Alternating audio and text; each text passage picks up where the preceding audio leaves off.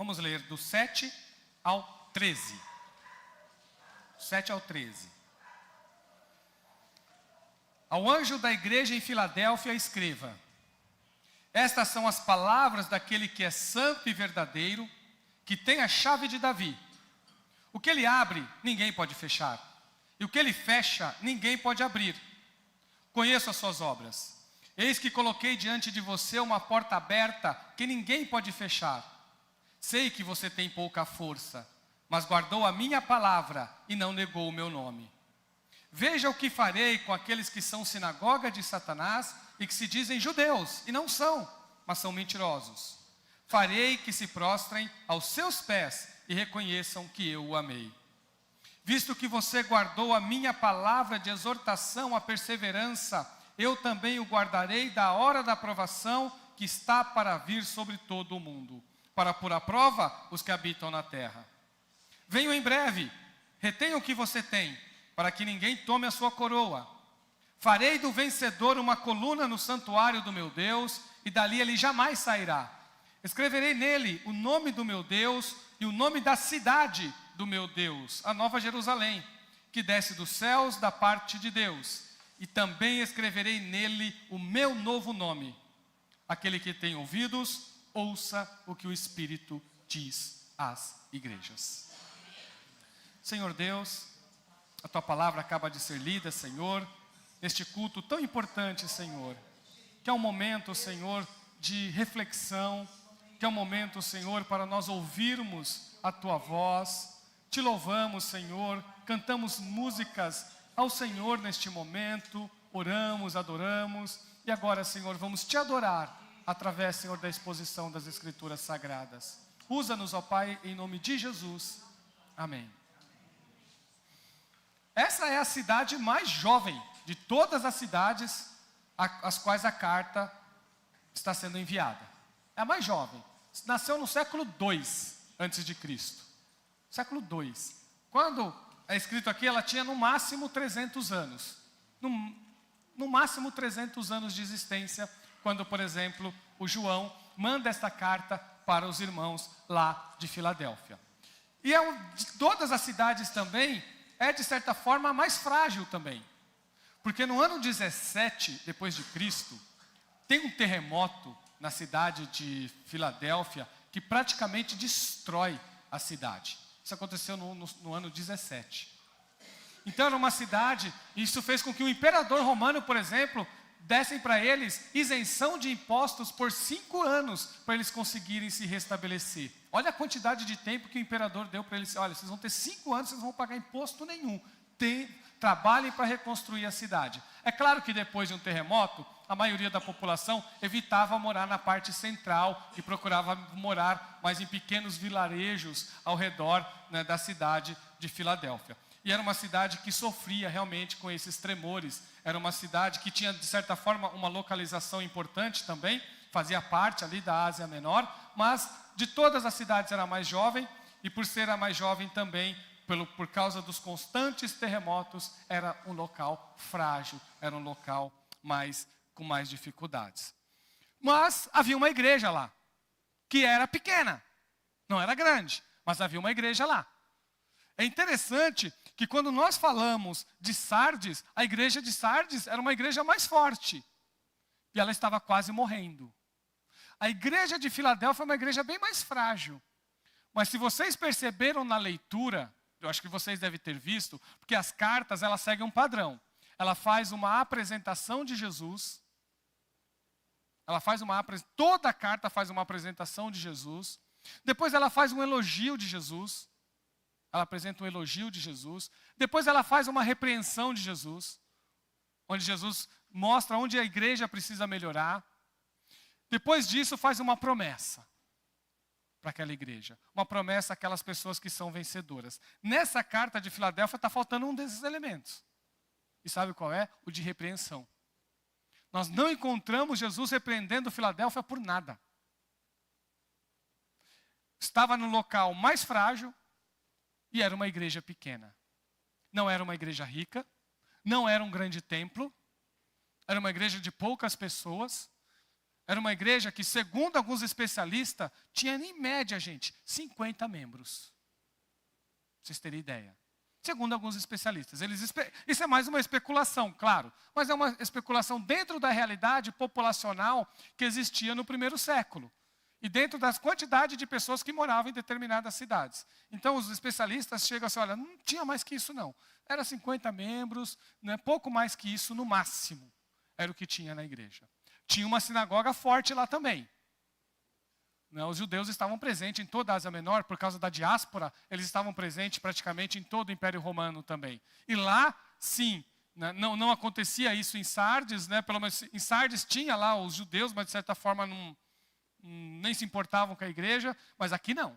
Aqui já trazia algumas dificuldades. Mas como que Jesus se apresenta? Pela primeira vez a gente ouve Jesus se apresentando com 2 títulos que não está lá no capítulo 1, que é o Santo e Verdadeiro, onde ele vai remeter a Isaías. Essa carta aqui de Filadélfia é onde Jesus se apresenta para João, e onde João vai falar para a igreja, onde ele vai se utilizar muito do livro de Isaías. O livro de Isaías ele é muito utilizado nesta carta aqui. Várias passagens, eu vou citar pelo menos uma para vocês. Mas estamos aqui assim, olha como Jesus se apresenta. Estas são as palavras daquele que é santo e verdadeiro, que tem a chave de Davi. Quem é o Jesus que se apresenta para a igreja de Filadélfia? Quem é esse Jesus? Primeiro ele se apresenta como o santo. Aquele que é separado completamente. Aquele que é consagrado completamente. Aquele que está longe de tudo aquilo que é pecaminoso. Esse é Jesus. Que está distante de tudo aquilo que é pecaminoso. E ele também é verdadeiro. Não existe engano nenhum em Jesus. Olha que interessante. Em Jesus não há engano nenhum. Mas ele vai repreender exatamente os judeus de Filadélfia. Lembrando, não todo o judaísmo, isso tem que ficar muito claro, né? É bem pontual aqui, né? O caso é bem pontual. Ele vai fazer uma crítica a esse grupo do judaísmo que fazia parte aqui de Filadélfia exatamente por serem mentirosos. Estas são as palavras daquele que é santo e verdadeiro, que tem a chave de Davi. Quem é esse Jesus? É aquele que tem a chave de Davi. E aí ele continua. O que ele abre, ninguém pode fechar. E o que ele fecha, ninguém pode abrir. Para vocês terem ideia, isso aqui foi tirado de Isaías. Em Isaías 22, diz assim, olha. Porei sobre os ombros dele a chave do reino de Davi. O que ele abrir, ninguém poderá fechar. E o que ele fechar, ninguém poderá abrir. Está lá em Isaías 22, se falando de um mordomo da casa real. Onde havia uma troca de mordomos. O Isaías, gente, profetizava, né, entregava mensagens internacionais. Internacionais. Isaías, quando ele, provavelmente até aqui o capítulo 29, 30, vai até, o que Isaías, até o 29 principalmente, até o 39, melhor. Até o 39, Isaías vai se concentrar em mensagens internacionais. Ele vai falar com reis. Ele vai entregar mensagens para reis. Mas há um momento na profecia dele que ele abre um parêntese e entrega uma profecia para o mordomo. Que apesar de ser um cargo importante, né, está lá no meio de profecias que vai trabalhar em questões, né, de política internacional. E ele vai falar para o que vai ser a troca, né, do Ilquias, lá do Sebna e o Ilquias, que vai ser uma troca de mordomo, onde ele vai fazer essa troca. Porque o Sebna estava fazendo, né, coisas desagradáveis e ia ser trocado por outro. E aí está dizendo para ele, olha, você vai receber a chave de Davi, ou seja, a chave do palácio. E só vai entrar quem você deixar. E só vai sair quem você deixar. Para quem você abrir, entra. Para quem você fechar, não entra. É você que vai ter autoridade sobre quem entra, sobre quem sai do palácio. Essa profecia, esse que está sendo voltado aqui, ele vai acabar sendo um exemplo, podemos dizer assim, um tipo do que foi Jesus, do que era Jesus. Jesus vai pegar essa história que está lá em Isaías, e vai aplicá-la à realidade da igreja de Filadélfia. O que ele está falando? Olha o que ele está dizendo aqui, olha. Jesus é aquele que decide quem é que entra no reino de Deus e quem é que fica de fora do reino de Deus. Para quem ele abrir a porta se abre. Para quem ele fechar a porta se fecha. Quem tem poder de decisão sobre quem entra no reino de Deus e quem não entra no reino de Deus, não somos nós, é Jesus. É Ele que decide. É Ele quem diz. É Ele que tem a chave na mão. Chave do reino. O que Ele abre, ninguém fecha. E o que Ele fecha, ninguém abre. É claro que quando Jesus ele fala isso, Ele está colocando toda a autoridade nele. E Ele mostra isso para a igreja. Tem um momento que Ele fala para Pedro, Pedro, olha, eu vou te dar as chaves. Você vai receber essas chaves. Então a igreja participa. Ela não é a autoridade final, ela participa. A igreja só decide o que está decidido por Jesus. O que a igreja decide é o que está decidido por Jesus. Porque a decisão é de Jesus. A decisão é do Rei dos Reis e dos Senhores. A quem Jesus abre as portas se abrem. A quem Jesus fecha as portas se fecham. Irmãos, nós precisamos ter isso muito guardado no nosso coração. Porque senão nós achamos que quem faz as coisas somos nós.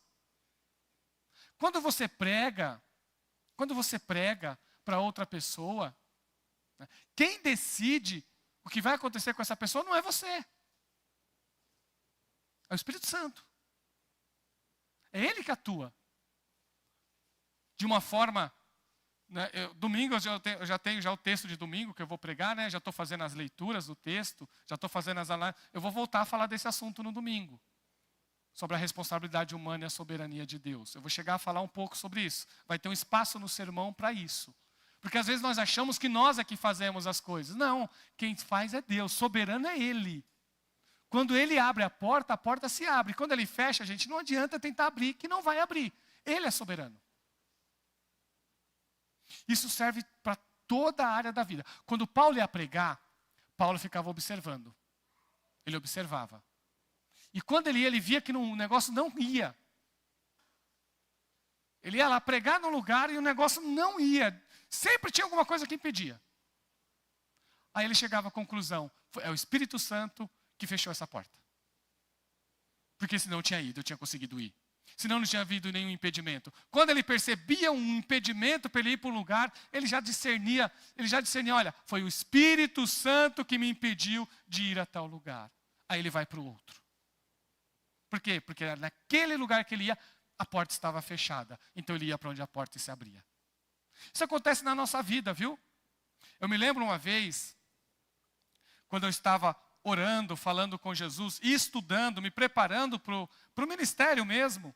Né? Havia essa intencionalidade nas minhas pesquisas, nos meus estudos. Né? Eu não sabia quando, mas ela estava lá presente, eu só não tinha o tempo.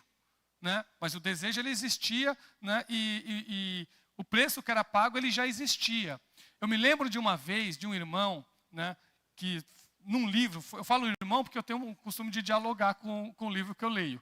Né, e ele disse assim, num dos livros que eu li, ele falou assim, irmãos, vamos aprender a ver as portas que Deus abre. E aí falou muito comigo quando ele falou assim, olha, você sente no coração o desejo de ir para o ministério pastoral. Só que você não perde uma oportunidade de um emprego que não te dá tempo de você se dedicar ao ministério pastoral. Será que você quer mesmo o ministério pastoral? Foi a pergunta que ele fez. Porque se você quer, você precisa ter tempo na obra de Deus, se é isso que você quer. Só que se você abre uma porta de emprego para você, onde você não vai ter tempo nenhum para ir para a igreja, você já, então eu vou nessa oportunidade. Só que aí você vai estar abrindo mão do ministério pastoral. Vocês perceberam? É ou não é verdade isso? Você está tomando uma decisão em gastar todo o seu tempo lá. Não que seja errado, gente, mas ele está dizendo sobre a nossa realidade. Tem portas que se fecham e a gente insiste em querer abrir. Só que se ela está fechada, foi Deus que fechou. Então nós temos que aprender a olhar isso. Temos que aprender a enxergar. E tem portas que Deus abre. E aí a porta que Deus abre, a gente desperdiça. E queremos insistir em coisas onde as portas estão fechadas. Está aqui. Está no texto, gente. Está na Bíblia aqui, olha. O que ele abre, ninguém pode fechar. E o que ele fecha, ninguém pode abrir. Isso serve para todas as áreas da vida. A pessoa quer ser um especialista numa área, serve para todas as áreas da vida. Só que toda vez que tem uma oportunidade para ele fazer o contrário, ele vai lá e faz o contrário. Ah, eu quero ser médico. Eu quero ser médico. Mas se ele vir um pingo de sangue, ele desmaia. Não tem gente que é assim? Se olhar sangue, desmaia. Eu tinha um colega no trabalho, o cara desse tamanho. Mas chorava quando ia tirar o sangue lá no trabalho. Eu olhava e falava, olha o teu tamanho. Não serve nunca, nem para ser enfermeiro, uma pessoa dessa. Não é? Já pensou? Então, irmão, nós temos que olhar onde as portas estão abertas e onde as portas estão fechadas. Muitas vezes, é Deus que faz, a gente não percebe. É Deus atuando. É Deus dificultando e nós não estamos percebendo que quem fechou foi Ele. Foi Ele que fechou. Então, aqui Paulo está falando de reino de Deus. Aqui o João está falando de reino de Deus. Jesus, ele abre e fecha para o reino de Deus. Esse é o ponto principal do texto aqui. Mas isso não quer dizer que nós não devamos aplicar em toda oportunidade na nossa vida. Irmãos, nós precisamos aprender a enxergar as oportunidades que Deus nos dá. Crente que vive dizendo que nunca acontece nada, é porque ele não sabe enxergar a oportunidade que Deus dá. Porque Deus, ele abre porta. Só que a pessoa não vê. Olha o que Jesus está falando da igreja de Filadélfia. Conheço as suas obras. E eis que coloquei diante de você uma porta aberta que ninguém pode fechar. Eu me lembro de um dia que eu estava aqui na EBD. E eu escutei da irmã Ilza. Ela estava sentadinha aqui, ó. A irmã Ilza na EBD. E ela contando de uma experiência que ela teve aqui na nossa igreja. Quando a nossa igreja passou por um período que quase não tinha membro. E ela ouviu, aí o pastor estava lá conversando, falou, e o pastor chegou para ela, gente, se não tiver jeito, a gente fecha as portas. O pastor falou para ela. A irmã Ilza falou, não, pastor, não. Uma serva de Deus, ainda porque o pastor fica desanimado, né? Chegou assim, tinha pouca pessoa, o pastor estava desanimado nesse dia. Né? A irmã Orlando deve lembrar, houve fases, né, irmã Orlando? Que a igreja ficou bem pouquinha, né? E aí passou por essa fase, não passou, irmã Orlando? Aí a irmã Ilza chegou e falou, pastor, não é isso não. Deus abriu essa porta, então ninguém vai fechar. Foi Deus que abriu. E a porta que Deus abre, ninguém fecha. E é isso que Jesus está dizendo para a igreja de Filadélfia. Exatamente isso. Era uma igreja pequena. Era uma igreja num local onde tinha terremotos. Era uma igreja de pessoas simples. Não era uma igreja poderosa não, gente. Não tinha nem YouTube.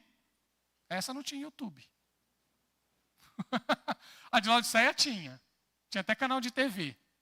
Nós vamos falar da Laodiceia na próxima. Eu estou tentando contextualizar para vocês entenderem a diferença de uma para outra. Tá bom? Para vocês entenderem a diferença de uma para outra. Mas olha o que Deus fala para você.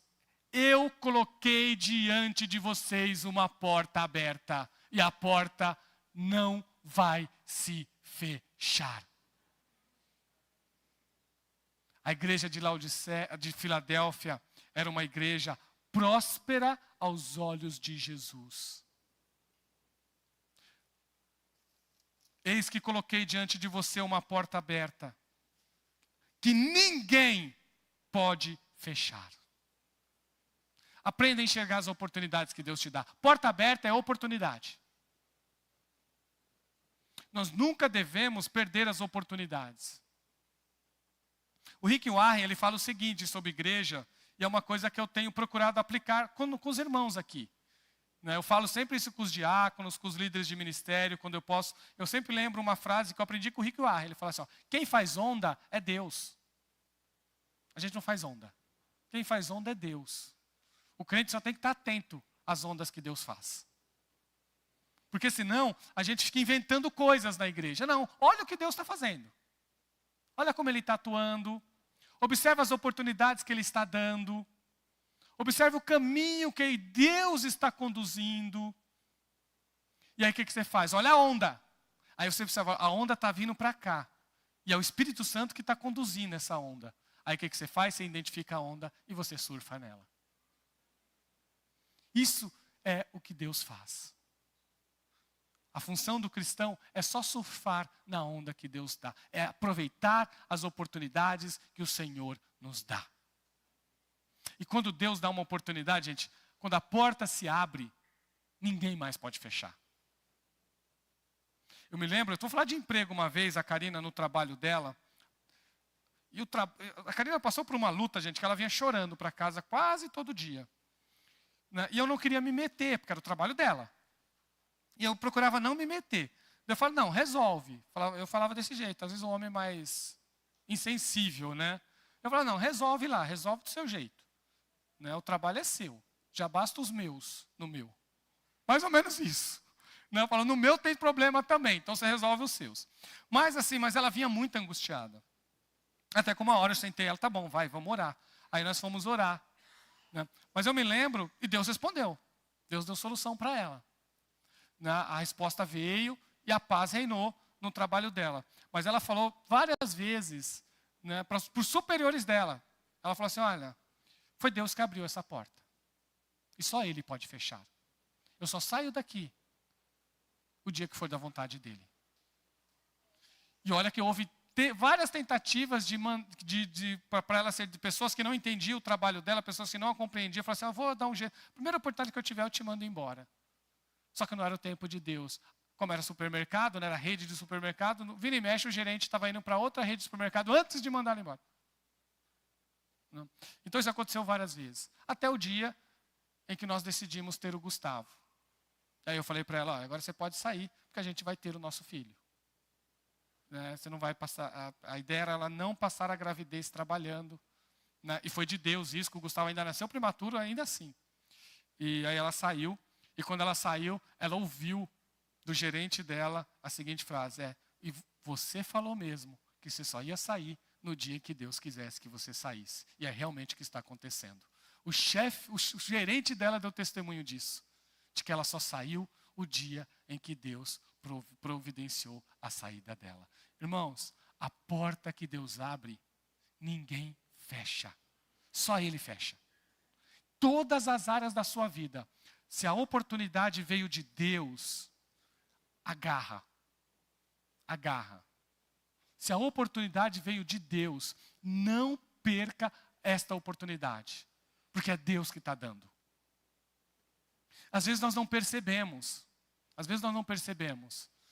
E nós, às vezes, desperdiçamos várias e várias oportunidades que Deus nos dá. Aí depois nós vamos pagar o preço. É isso que vai acontecer. Viu? Você vai pagar o preço. Quando eu digo pagar o preço, você vai perder a bênção de ter aproveitado aquela oportunidade. Aí depois você vai falar assim, puxa vida, né, as coisas não acontecem na minha vida. Acontece sim. É que quando abre a porta, você não vai. Você quer ir onde? Está fechado. Então, irmãos, aprendam a enxergar as oportunidades que Deus dá. Olhe as portas que se abrem. Olhe as portas que se abrem e entre por ela. Olha o que ele diz aqui, o Jesus. Sei que você tem pouca força.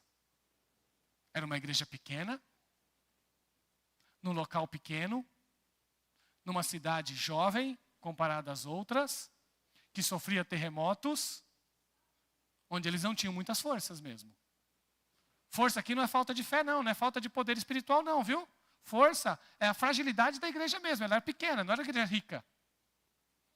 Era uma igreja onde os recursos administrados eram recursos escassos. E ainda assim, Jesus diz para eles assim, olha, sei que você tem pouca força, mas guardou a minha palavra e não negou o meu nome. Deus, Ele abre a porta que ninguém pode fechar. Deus, Ele abre a porta mesmo quando nós temos pouca força. É Ele que abre. O rei da Síria, numa determinada ocasião, resolve invadir Israel. toda vez que ele tinha um plano, Deus mostrava para Eliseu. Toda vez que ele planejava, ele fazia uma estratégia militar, como ele era um grande estrategista militar, ele fazia toda uma estratégia militar, está lá em 2 Reis, essa história. Aí Deus mostrava para Eliseu. Aí Eliseu mostrava para o rei de Israel, falou assim, ó, ele vai fazer isso, isso, isso, isso. Aí quando o rei ia planejar, quando o rei ia ver, o rei da Síria olhava, não dava certo. Não conseguia. Aí ele ia de novo, tentava de novo, aí Israel sabia de tudo. E não caía na armadilha da Síria. Até que uma hora o rei ficou incomodado. Chegou no meio dos seus sábios, dos seus conselheiros, falou, vocês vêm aqui, que eu quero conversar com vocês. Eu quero saber quem é o traidor aqui. Porque não dá. Alguém está contando para os nossos inimigos os nossos planos. Porque não tem como. Nós bolamos várias estratégias e nenhuma delas deu certo. E aí um deles falou assim, olha, o rei, sabe o que é? É que eles têm um profeta lá. E tudo que você planeja, Deus mostra para esse profeta. E aí esse profeta conta para eles, eles ficam sabendo de tudo, e a gente não consegue fazer o nosso cerco, a gente não consegue atacar Israel. Aí o rei furioso faz o seguinte então, monta toda uma cavalaria, monta toda uma guarnição de soldados e vai atrás desse profeta que eu quero que vocês peguem esse profeta. E aí eles vão, aí falou, onde que ele está? Falou assim, está lá em Dotã. Está lá em Dotã. Então vão para lá. E eles chegam na cidade de Dotã, onde está Eliseu, e cercam, né, Dotã. Eliseu está aí dormindo, está lá de boa, sossegado.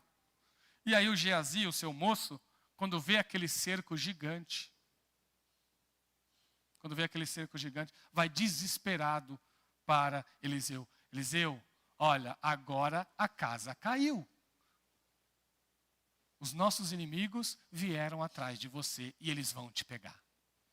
Aí ele olha assim, olha lá pela janela que você vai ver a multidão de gente que está lá. E o Eliseu falou assim, mas você não está vendo direito, não? Aí o Eliseu olha e fala, Senhor, abre os olhos desse menino aí. Quando ele abre os olhos, eles encontram uma cavalaria celestial, com anjos a tudo quanto é redor, guardando Eliseu, guardando o local de Eliseu. E aí Eliseu ora, Senhor, segue esses inimigos aí. E os inimigos ficam cegos, e aí agora você vai ele e conduz eles até Israel.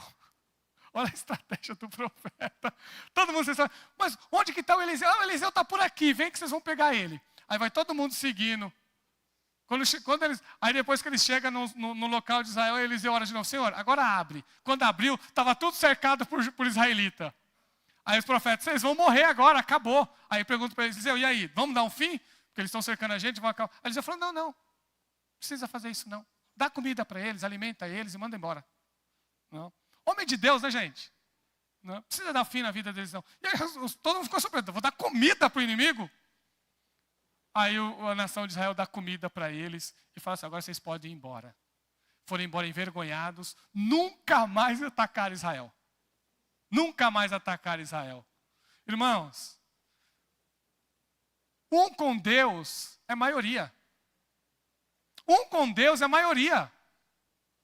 Pode vir o exército de inimigo que for. Se você está com Deus, e você acha a sua pequena força é o suficiente para você vencer exércitos, para você vencer batalhas, para você vencer lutas. A porta que Deus abre gera conversão e adoração. Ele continua, olha, você tem pouca força, mas guardou a minha palavra e não negou o meu nome. Veja o que farei com aqueles que são sinagoga de Satanás e que se dizem judeus e não são, mas são mentirosos. Farei que se prostrem aos seus pés e reconheçam que eu o amei. Isso aqui não é humilhação não, tá? Aliás, é humilhação, mas é humilhação em adoração. Isso aqui não está dizendo que Deus está julgando eles, está dizendo que Deus está salvando. Sabe o que ele está falando? Fala assim, ó, eles vão ver vocês, eles vão ver a fé de vocês. Dizendo, ó, esses mentirosos que falam assim, eu falo assim, olha, esse pessoal, porque assim, eles achavam que só eles estavam certos. Essa que era a grande questão. Eles não reconheciam Jesus como Senhor. E a igreja anunciava Jesus. E era uma igreja de pouca força. Falou assim, ó, essa sinagoga que está aí, que diz que vocês estão errados, eles são mentirosos, eles não entendem nada. Só que eles vão ver Jesus em vocês. E eles vão se prostrar. E vão reconhecer esse Jesus. Mesmo com pouca força, mesmo limitados, mas eram fiéis a Jesus. E por ser fiel a Jesus, fez com que até aquelas pessoas que eram hostis, reconhecessem Jesus e se convertessem ao Senhor. Esse é o que Deus faz. Quando a porta se abre, ninguém mais pode fechar. Nem a perseguição, nem a luta, nem as dificuldades fecham a porta que Deus abre. Se Deus atuou, ninguém mais pode fazer o contrário. Ninguém tem poder para fazer ao contrário. É por isso que eu sempre falo isso para vocês, gente. Eu vou falar sempre isso. Sabe, eu não me importo com esse negócio de batalha, da forma como o pessoal apresenta aí, como fala, essas guerra espiritual que eles inventam. Né? Porque a gente inventa tanta coisa, eu não me importo mesmo. Né? Eu nem falo de diabo em culto, porque quem eu falo aqui é de Jesus. Porque não tem que ter espaço aqui. Eu não preciso impressionar ninguém. Eu não tenho necessidade de impressionar ninguém. Eu creio no poder de Jesus. Eu creio no Jesus que salva, no Jesus que cura, no Jesus que liberta. Eu respeito todas as outras religiões. Eu procuro entender o que a outra religião diz. Eu não imponho a minha interpretação na outra religião. Eu só não concordo com elas.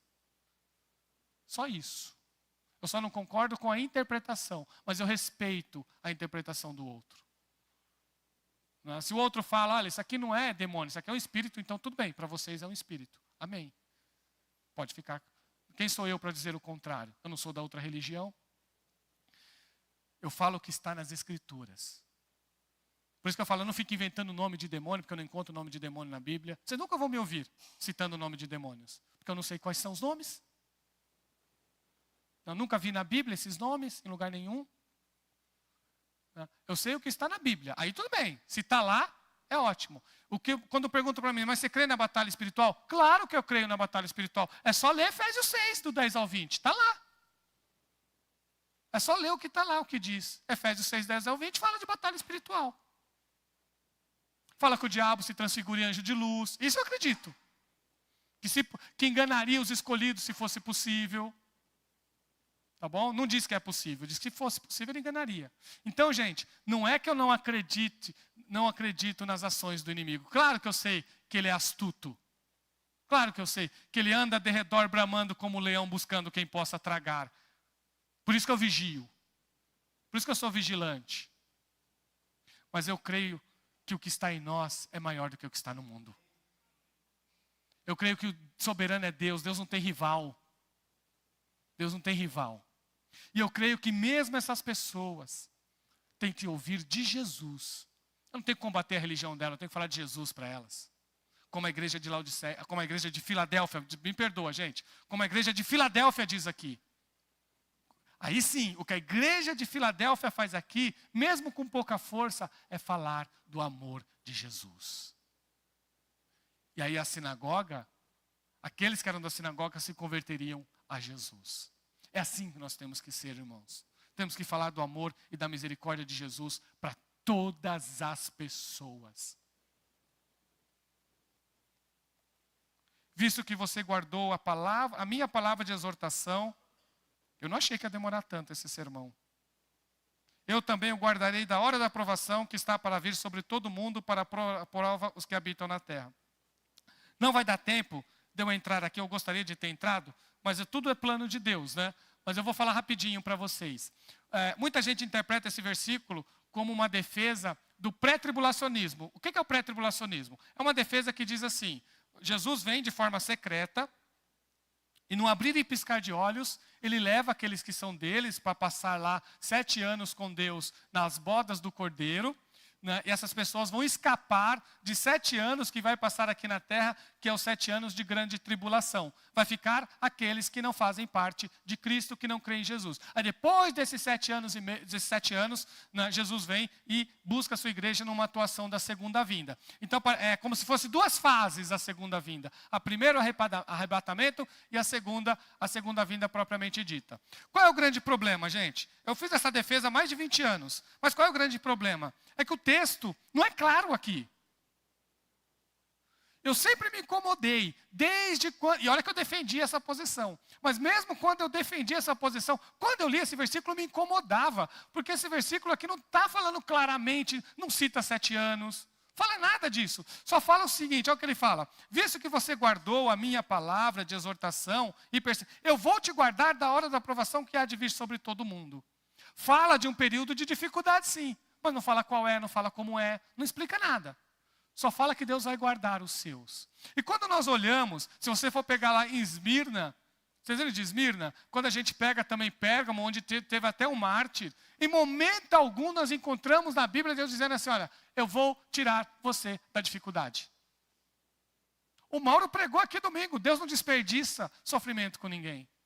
E Deus não desperdiça mesmo. Então não tem aqui, gente, não tem nada que diz assim, olha, vocês vão estar arrebatados na hora da maior dificuldade que houver neste mundo. Não é isso que ele está dizendo. Ele está dizendo que você vai ser guardado, você vai ser protegido. Isso sim ele está dizendo. É disso que está falando. Gramaticalmente no grego, dá para fazer a defesa pré-tribulacionista? Dá, gramaticalmente dá. Mas quando você olha o contexto geral da passagem, você vai ter dificuldades de defender. Tudo bem? Quem faz essa defesa está errado? Não sei. Para mim, é a defesa mais frágil. Pode estar certo? Pode. Pode. Mas é muito mais frágil quando nós olhamos o todo da Escritura. Quando nós olhamos o todo da Escritura, eu chego à conclusão que nós vamos ter um período de luta, assim, e a igreja está aqui nesse período de luta. Ah, mas a igreja vai passar pelo juízo? Não, gente. A igreja vai ser guardada como está aqui. Vai ser guardada, vai ser protegida espiritualmente. A igreja não sofre. A igreja de Jesus não sofre juízo de Jesus. Porque as pessoas creem, o juízo já foi na cruz. Mas ela estará presente no momento de provação. Fisicamente, sim. Mas espiritualmente ela estará protegida. Essa defesa, ela tem muito mais respaldo em todos os textos das Escrituras. Ela é a melhor defesa e tem acontecido no Brasil uma grande mudança. Eu tenho visto muitos estudiosos que eram pré-tribulacionistas estão mudando essa posição. Exatamente porque eles estão vendo as inconsistências. Então está tendo uma mudança maior, né, de pessoas que defendiam o deixados para trás. Né? Não, deixados para trás? Porque todo mundo acreditava que tudo tinha que ser deixados para trás. Né? E hoje a gente vê, através das pesquisas, graças a Deus o Brasil está avançando nos estudos e as pessoas estão vendo que esse modelo ele é mais frágil. Não é que está errado, não é que é uma heresia, mas ele é muito mais frágil quando se compara com todo o texto bíblico. Ele é bem mais frágil, acho que já deu horário já. Tá bom, gente? Então, Jesus vem buscar a sua igreja. Mas quer um conselho? Quer um conselho? Esteja preparado para passar por dificuldades antes disso. É melhor. É melhor. Tá? Vamos supor que a defesa pré-tribulacionista esteja certa. É melhor você estar preparado, né, e ser arrebatado antes, do que você não se preparar e depois você passar. Não é melhor? Então é melhor, é mais vantajoso. Se eles estiverem certos, amém. Amém. Né? Mas se eles estiverem realmente, pelo que eu observo no texto bíblico, gente, tudo indica que nós vamos passar. Tudo indica. Numa outra ocasião, a gente vai ler outros textos. A gente está no Apocalipse, vai dar para ler vários textos, inclusive. Nós vamos ler vários textos no decorrer desse... E a gente vai perceber que os cristãos estão aqui. Eles estão presentes. Tá? A gente não observa os cristãos fora. Muito pelo contrário, a gente observa eles lá, presente, passando pelas lutas. Então, gente, passar por lutas e por dificuldades não é demérito para cristão, não. O mundo jaz no maligno. O mundo jaz no maligno. Então nós temos que estar prontos a defender a nossa fé sempre. Mas para o vencedor, ele fala, venho em breve. Ele fala que vem. Ele fala, guarda o que tem, para que ninguém tome a tua coroa. Então nós temos que estar firmes até o fim.